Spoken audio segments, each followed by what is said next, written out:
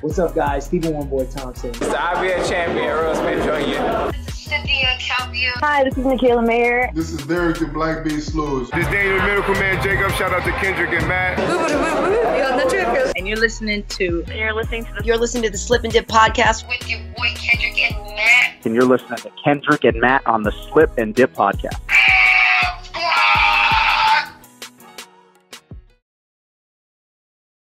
What is up, people? Welcome back to the Slip and Dip podcast, episode 61, coming at you live on YouTube right now.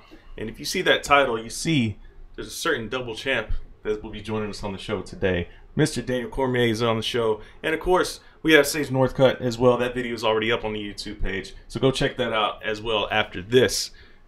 I am Matthew Wells. Sitting across from me, as always, Kendrick Johnson. Kendrick, what's happening, my man? Man, crazy week, man. Went to LA, went to the ESPY Awards. And for all you real journalists out there, if it was that easy to get to the ESPY Awards, everybody would be getting into it. But I did. Just stating the facts. But I digress. Got to be some of the USC's best. Chris Cyborg. Got one-on-ones with Rose Namajunas. Champ himself, which led to this opportunity. Got to talk to T-City, the private after party. GSP. We got a lot of stuff coming big for the show, man. That's just on the sport, the boxing and combat sports. So we ain't talking about football, NBA. Yeah. Also, we got in boxing Deontay Wilder, who promised he would come on within the next month and give us the real breakdown of what really went down in negotiations between him and good old Anthony Joshua, Eddie Hearn, and a lot of good stuff. Yeah, making his return to the Slip and Dip podcast. Yeah, man. Big show we got. Like I said at the top, Daniel Cormier will be playing that video here in just a minute after we go through our stuff as we usually do on the show. And, of course, Super Sage Northcutt joins us as well to talk his life at 170 and how he's enjoying it so much more. And he's able to actually focus on fighting versus weight cutting, which is what I talk about all the damn time. I wish more fighters would pay attention and realize that if you don't focus on your diet as much, you can actually focus on improving your skills. But we won't get into all that right now. We are on the heels of UFC Hamburg. Very underwhelming show. I will just say that lightly. Yesterday, I listened to it on satellite radio, so I'm glad I didn't miss any action. And then the one fight that I needed to see, I saw Anthony Smith knock out Shogun live. Like I always say, it's a young man's game. But we talked about this off air. How the F are you a prospect and you got 40-something fights? I'm getting tired of hearing this man, people call this man a prospect. He got 41 fights. So when you drop the prospect label? When you get into the rankings, when you get into the top 10. So you're a prospect. I think that's how it works, honestly.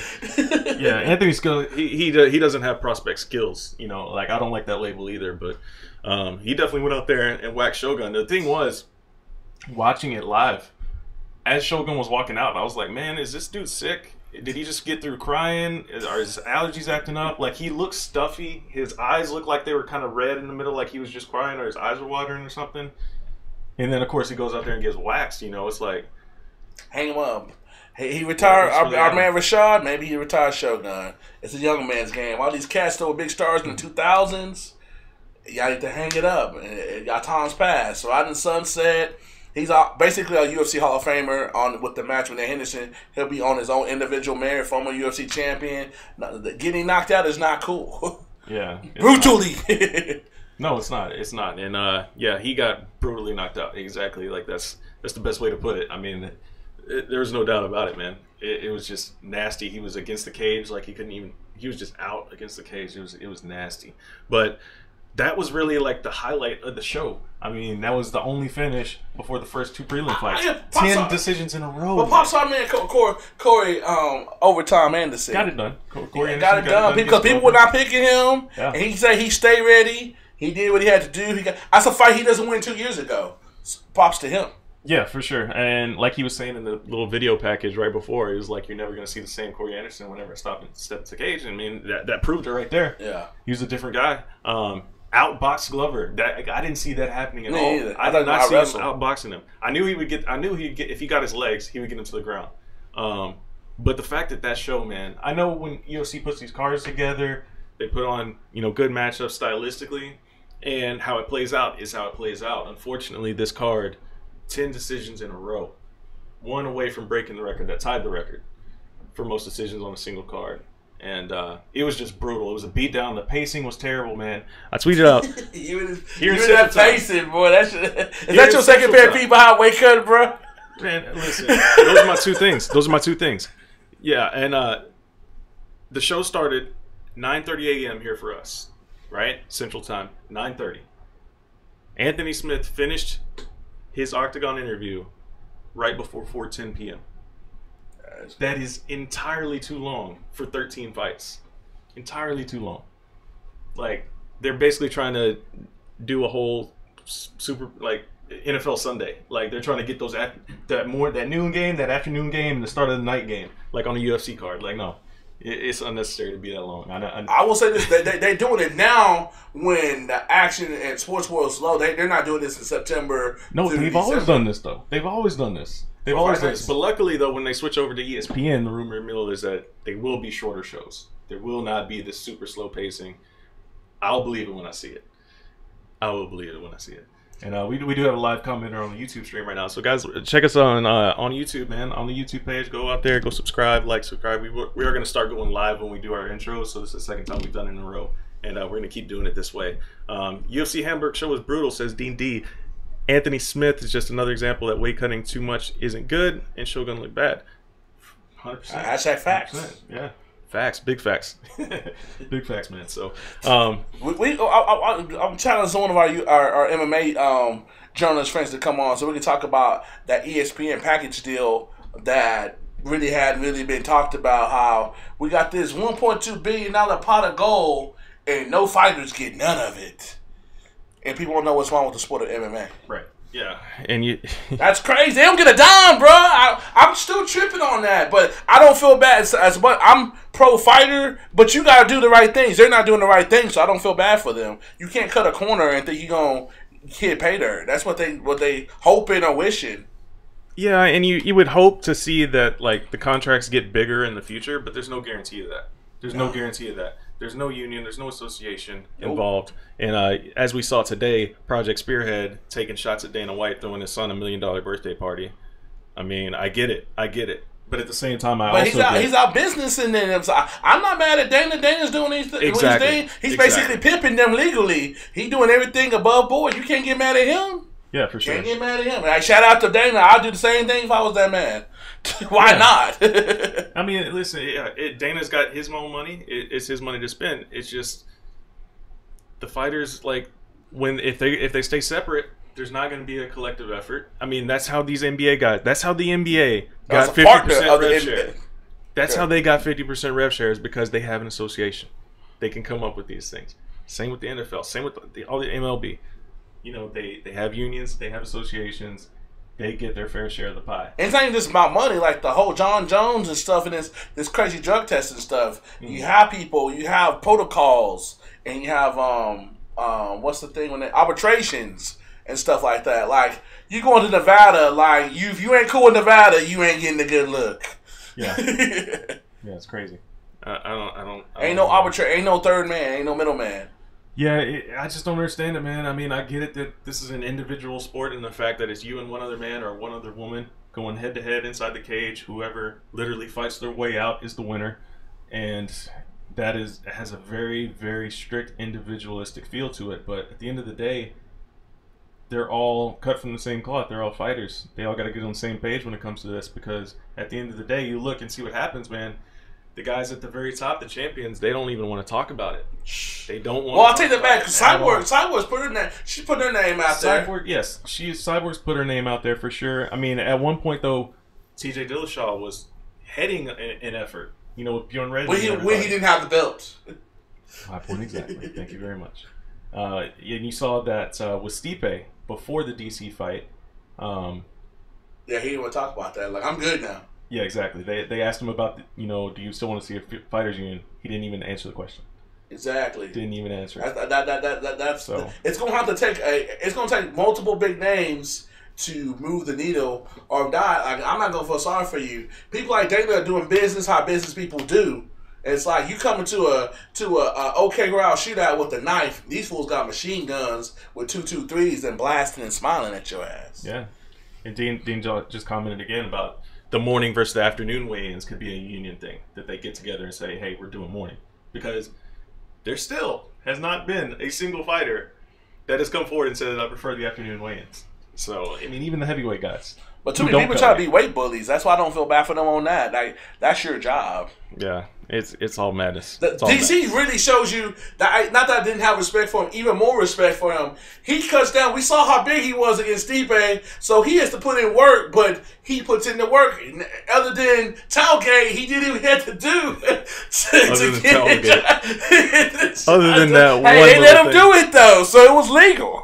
Yeah. Other than that one little thing where he may or may not have cheated the system, I won't say that he will. I won't say that he didn't. Hey, it was legal though, but he didn't get reprimanded, so it's like getting an eye poke. Nobody see it. Hey, it's legal. Yeah. So let's talk a little bit about this card that's coming up this weekend. I'm kind of hyped for it. Basically, got former champions, man. It's a damn good card. It's a complete mirror opposite of what we just saw in Hamburg. and then you know I'm a huge love me some JJ, love her team, but we're gonna find out a lot about her future. She got mad when I said after she got beat by Rose a second time in Brooklyn at 223 that I don't think she had 3 more fights. She want to confirm that. But when you talking about having kids and stuff, and she's 31, look at Misha, look at Rhonda. You want to have family and stuff like that. She's right at that age, and she's kind of, I won't say she's too old to fight at 125 because she isn't, but to make a run, it's not a stylistic matchup up there that favors her for that title because I don't think she can beat Valentina. She's very accomplished. Like, what else does she need to do? She got enough money. Yeah. Like, we'll see how hungry she is. Like, she needs to come on and be spectacular, as my man Earl Spence likes to say when he's talking about his fights. She can't just win the fight. She has to look spectacular to let everybody know that she's back. If she comes and just wins the fight and wins by decision, like she kind of how she beat Carolina and stuff, that's not going to go for her. She's going to have to do some spectacular stuff.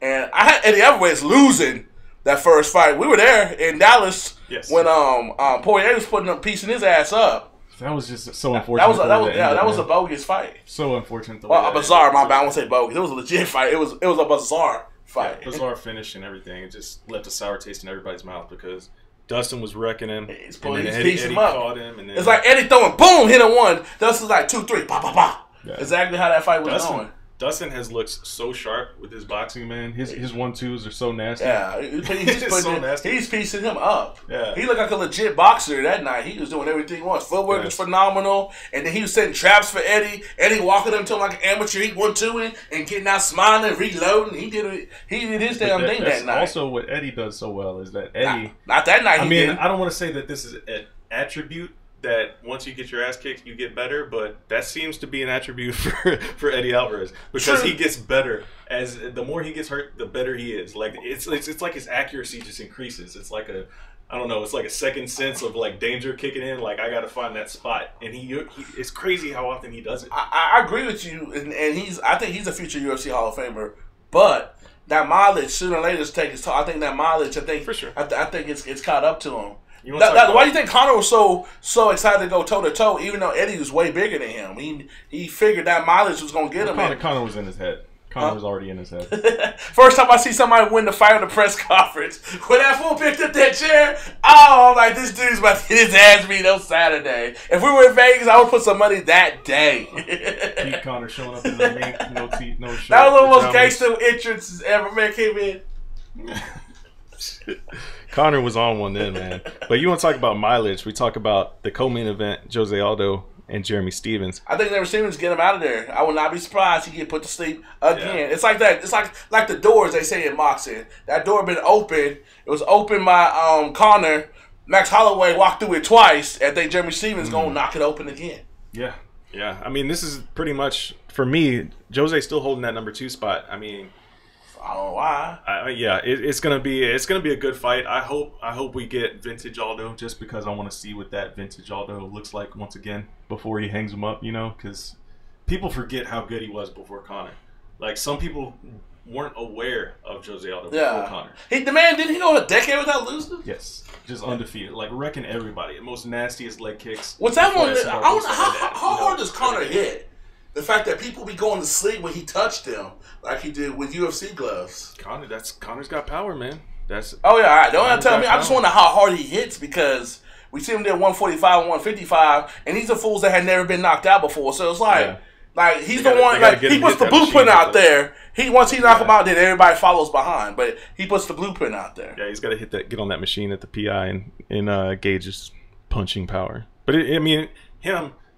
he has power, but it's the precision too. Like he hits the button, and that just makes your power seem twice as hard if you hit that right spot.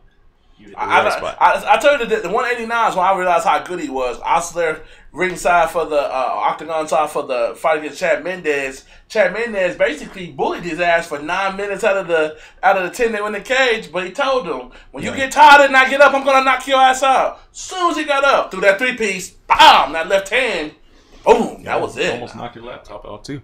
Yeah. And Dean says, people need to watch that clinic Aldo put on Edgar. Yeah, a lot of people forget about that fight too, because that UFC 200 was such a stacked card. People forget. Frankie don't match up with him. TJ Dillashaw was on the prelims of that card. Yeah, you talking about he beat Alfonso? No, when Aldo fought. Yeah, he beat Rafael Alfonso. Yeah. When TJ I was there. That's not Joe. Yeah. That's when Sipping the podcast was born. Yeah, for sure. Right here. 200. That's that credential. Oh shit! Just knocked it off the wall almost. But yeah, a lot of good fights on this card in Calgary. Calgary finally gets that damn good card that they've been needing for years. Yeah, we're going to have to get Danny Austin on. APB for Danny Austin. Yeah, no doubt. Danny, we got to hit you up, man. We got to get you on to talk about this. Recap it next week. That's your official shout-out right there. But yeah, a lot of good fights on this card through and through. The prelims are fire. Jordan Mee and Alex Morono. Hakeem Duwadu, Austin Arnett. Man, Cajun Johnson, Project Spearhead against Aslam Makhachev. Man, just so many good fights. I'm actually watching the prelims. You know, I don't watch prelims non-pay-per-view cards, but I'm actually watching the whole card. Yeah, it'll be a good fight. Hey, you got a pizza, man. Come over here. Watch in studio. Problem is, it's a Fox card. So, again, starts at 3 p.m. our time. We'll end at probably midnight our time. That's just how it is. But I digress. So, anything else you want to get into, man, before... nice fight in the boxing side. Jaime Munguia put them hands on Liam Beefy Smith. If you want to see this full-out violence, that's what that fight was. A young man beating an older guy down. I challenge you, Mr. Munguia, to learn some defense, because you fight a Canelo or some Charlo brothers, it ain't going to work out for you. I don't care how hard you be throwing them punches. You will get put on your ass because you fight like an amateur, and that's it. There's levels to this. He has potential. He's on 21, but you ain't going to be able to just walk through and throw 3 punches and be that don't work forever. Yeah, for sure. It did work Saturday though. Yeah, dude, saying we should also get Robin Black or James Lynch. We had James Lynch on a couple episodes ago. I forget which episode number. James Lynch. Oh yeah. Mr. Lynch. Shout out Mr. Lynch, supported the show. And I'm friends with Robin. We can reach out to him and try to get him on too. So, who's that? I don't know. Robin Black. You know who Robin Black is. Anyways, so yeah, guys. Also, like I said, we're about to get into this interview with Daniel Cormier. Check out the interview with Sage. It's on the YouTube page. Go click on it, and then watch it, and come back to this, or finish watching this, and then go click on that, whichever way you want to do it. But if you're listening out there on iTunes or on Spreaker, please subscribe, leave us a review, let us know how we're doing, and share with your friends. The show is slowly but surely growing, so people are getting the messages. Yes, share it around, let everybody know the work that we're doing, and that's how we're growing the show right now. We're growing it through word of mouth. So share it around, share it on the interwebs, and let people know what's up. And I think that'll do it, man. We're gonna get into, I don't want to say our biggest profile guests of this show's history, because we've had Hall of Famers, we've had champions, but world heavyweight champion, one of my personal favorites in the game, Daniel Cormier, man, double champ. I mean, just an all around good guy. Was gracious with some time today, so yeah. Anything else? You ready? Hey, appreciate DC. We talked to LA that worked this. That man is busy. I deal with people like Kobe Bryant. He's harder to catch than Kobe. That's hard to do. That just shows how busy he is, man. But hey, you get 2 belts on your shoulder and people take you serious. So props to him for doing his thing, but taking the responsibility side that people don't see and doing it the right way to leave a blueprint for future champions after him. that's one thing I mad respect on a professional and personal level. For sure. So here it is, guys. Enjoy the interview with Daniel Cormier, and then check out the video with Sage Northcutt, like I said, already on the page. And we will catch you guys next week after the Calgary card. Till next time. Peace. Please welcome to the Slip and Dip podcast. We're very special and honored guest to have UFC World Heavyweight Champion, UFC World Light Heavyweight Champion, and UFC Pound for Pound #1. Can't forget that, Mr. Daniel DC Cormier. Thanks, Champ, for coming on, man. We're very excited to have you on. Thank y'all for having me, man. I appreciate it. So has your life kind of changed now that you kind of like got that, like, we've always known you've been a great fighter, but it's like you got that validation with those 2 straps around your shoulders now? I got the glow. You remember the last Dragon when you got the glow? I got the glow now. So yeah, things have changed, man. I mean, I've been doing a lot more media stuff, and now I'm on my way to New York City to do another big television show. So yeah, things have been going crazy. So are you just gonna stay on that grind until March come around, that birthday? So basically you're gonna be in business mode, and once March come around, you just shutting it down and straight commentating, man? Yep, shutting it down. I'm gonna go sit next to the octagon and call fights for all those young bucks. You know, I'm 39 years old, man. I'm not a young guy, and I'm out here just kind of living life. It's just crazy that it always happens at the time that you wish that there was just more time, you know. But I'll be okay when it's time to close the book and chat. For sure. So, like you're saying, you wish there was more time. You know, you're coming up on the end of your career. You got that hard out that you've had planned. You know, kind of looking back at it, man, is there anybody that you wish that you got the opportunity to share the octagon with, or share the cage with? You know, man, I don't really think about that because of the guys that I fought. You know, I mean, when I go back all the way to 2014, I fought since I fought Patrick Cummins. I mean, it was Dan Henderson, Alexander Gustafsson, Anderson Silva.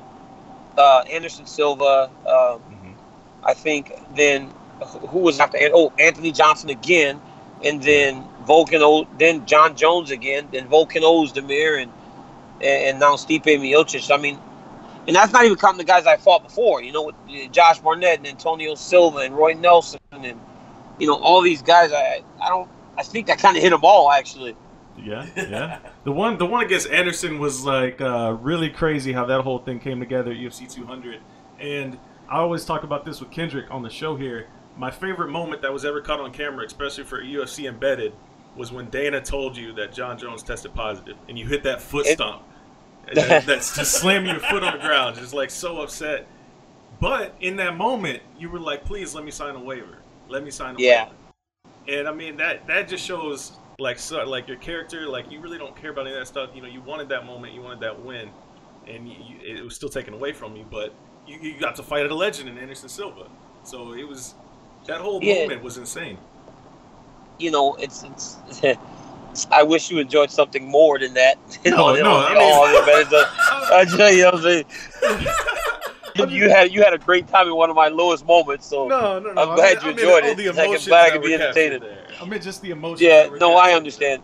No, yeah. I'm just messing around, but you know, for that situation, I had worked so hard. You know, and to this day, you know, Jones is always going to kind of be. He's Moby Dick. You know, he's the white whale. You know, the guy that I could never truly catch. And on that day, I was supposed to get an opportunity to fix what was wrong with my career, and that was the initial loss to him. So, yeah, it was very disappointing. It was a sucky situation, but thanks for Anderson. You know, he stepped up and at the last minute and gave me a fight. DC, how's it cool to be like walking red carpets? Like we got to catch up on the Essie's red carpet, and you hosted the humanitarian awards, man. How's it feel to be kind of crossing over, even though it's at the end of your career, but you making crossover that some people just dream about, regardless of how old they are?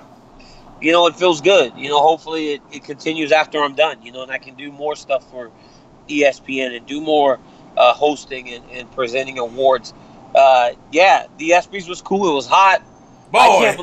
I cannot believe you were so dressed up. You were dressed up to the nines. It was hot. There's a picture on Bleacher Report where I think I was talking to you, and it was freaking hot. I was sweating like you wouldn't believe it. It was hot, man. Holy cow, it was hot. And that was a big red carpet. The one at the Humanitarian Awards wasn't very big. It took me, you know, it took me long to do all the interviews, but the red carpet was short. But boy, that red carpet at the ESPYs has to be the size of 2 football fields. I keep telling these people in these little so-called journalists, if you were doing something, you be there. You don't just show up at the ESPYs.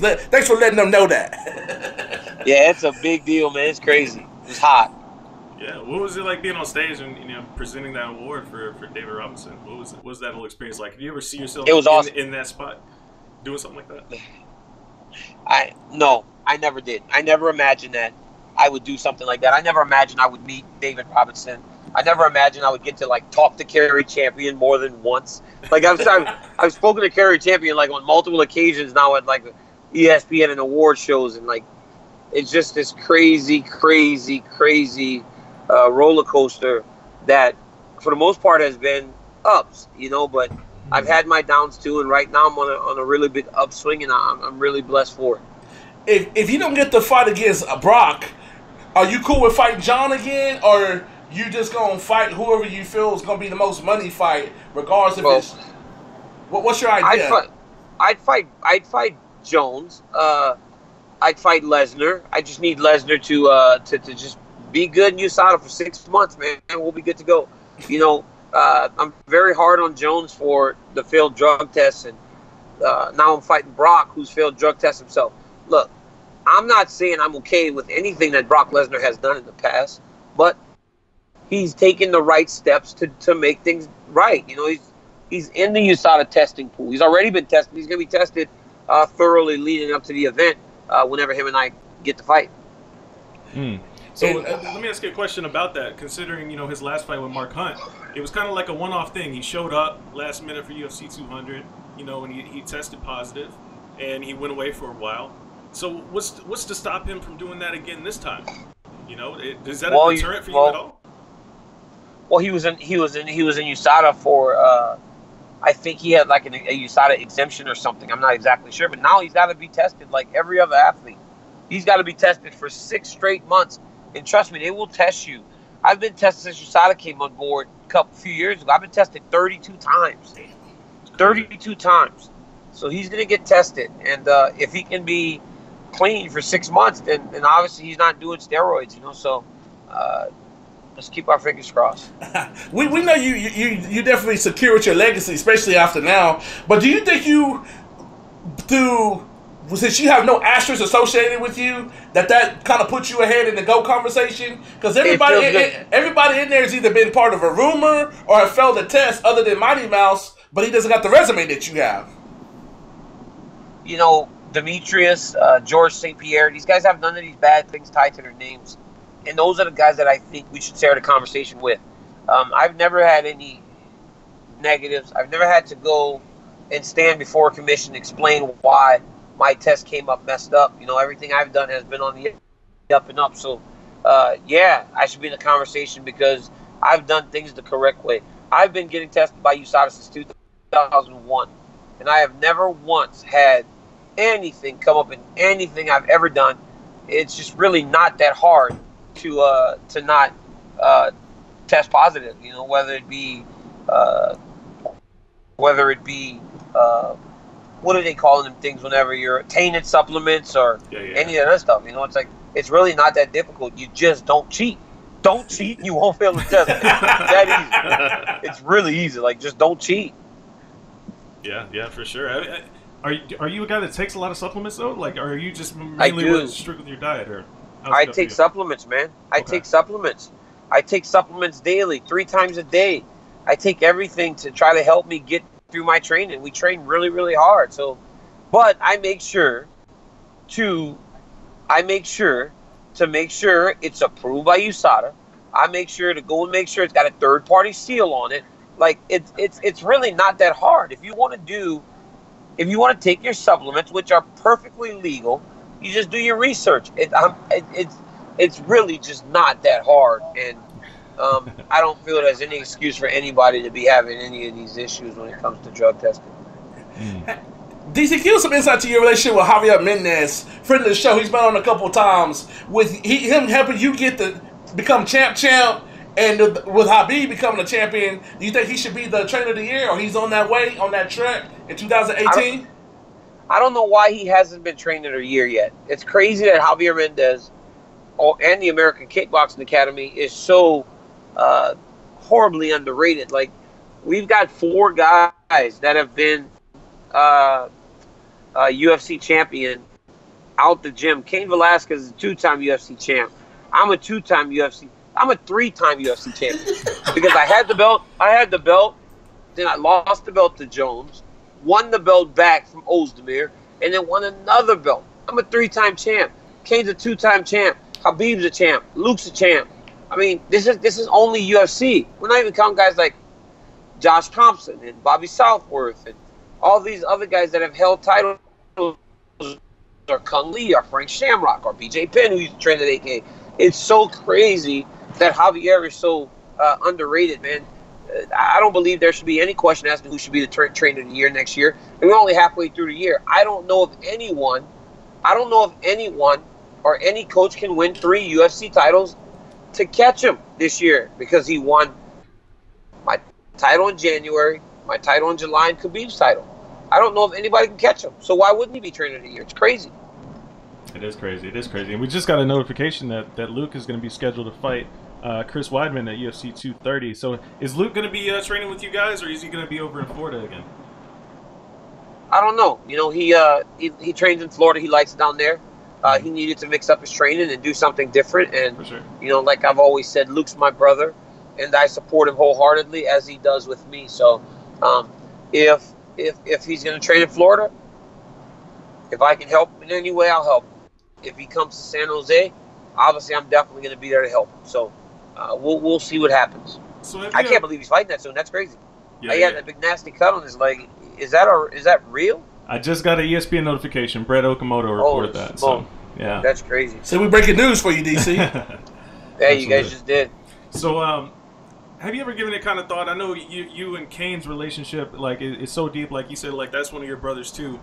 But if that relationship wasn't there, we could have been looking at Daniel Cormier like longest reigning heavyweight champ, possibly like undefeated, you know, for years and years and years. No regret. I have no regrets. regret.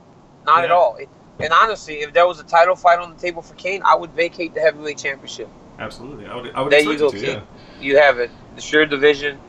Do what you have to do. It's my brother, man. I'll never fight him, and I'll never have any regrets for what I did to go down to 205. And why would I? I became the champion, you know. So For sure. There could be a whole bunch of like what ifs or what if this would have happened, but what's the point whenever you accomplish the same goal that you would have accomplished if you stayed up in the weight class? Will you stay at the gym, DC, once you retire, or are you just gonna go straight commentating and coaching your kid? You know, I'm gonna stay in the gym. You know, I'm gonna coach my kid, and I'm gonna coach Gilroy High School. I'm gonna do all the things that I've already started to do, but I want to play a part in the younger guys at AKA's careers, and hopefully we can produce more world champions. We've got some really, really talented young men right now in the gym on their way up. You know, Justin Willis is in the UFC right now, heavyweight. Violent Bob Ross, Luis Pena. Alejandro Perez just went to 7-1 in his UFC career, won 7 in a row after he beat Eddie Wineland. Mowgli Benitez is 6-2 in the UFC. Kyle Crutchmer, who's a 2-time All-American from Oklahoma State, is now he's fighting his second pro fight. Deron Wynn is 4-0 with 4 knockouts. Last one in Bellator. And I mean, this is just the tip of the surface. Dwight Grant just earned a UFC contract after fighting in the Contender Series. Like, I mean, we are just, and there's a guy named Mark Climaco that is so good at 125 that no one's ever even heard of yet, because he hasn't had an opportunity. When Mark gets a chance, it's over. He wins kickboxing fights. He wins Muay Thai fights and mixed martial arts fights. This is a kid that started as a wrestler. He's so tremendously talented. People are going to be surprised whenever they get to meet Mark. Very cool. And one last question for me, DC, about the Brock fight. Like, when you look at other heavyweights that are out there, I mean, how stylistically, like, do you think it's truly that tough of a matchup for you, or is this more so he's the guy that you have to get that payday? And personally, I think it's kind of a shame that you have to give a guy that hasn't won since 2010 to get you this big payday that you want. So, I mean, how much of it is, is he like the best guy out there for you versus just racking up that one of those last big paychecks before you walk out? Well, I mean, think about it, man. Like, there was essentially a #1 contenders fight right before Stipe and I fought. Right. There was, I mean, and look at how that turned out. Like, how in the world do you, how in the world do you convince people to purchase a fight with and I love Derek Lewis and I love Francis Ngannou. Let me put this as a disclaimer, but the way that they fought with each other, it's like, how do you convince people that the winner should be fighting for a championship? Curtis Blades, who's also a tremendously talented young fighter, but he wrestles so much. It's like, how do you convince people to get to buy this fight? Brock Lesnar is universally recognized as one of the biggest stars in the entire world, and he's a true fighter. He won the UFC title in 3 fights, man. Not just anybody can do that. You have to be a fighter to accomplish such a massive thing. Absolutely. And appreciate you coming on, DC, man. Behind the channels, you make your boy grind, man. You was harder than catching Kobe. I can catch Kobe quicker than I catch you, man. That's a true story. Let me tell you something, man. I am so swamped and busy right now while also still trying to. I don't want to lose my wife to this shit. So I'm doing what I got to do. Yeah. I appreciate it. Well, we appreciate you coming on, man. Thanks for the time. We really do appreciate it. Thank y'all, fellas. Y'all take it easy.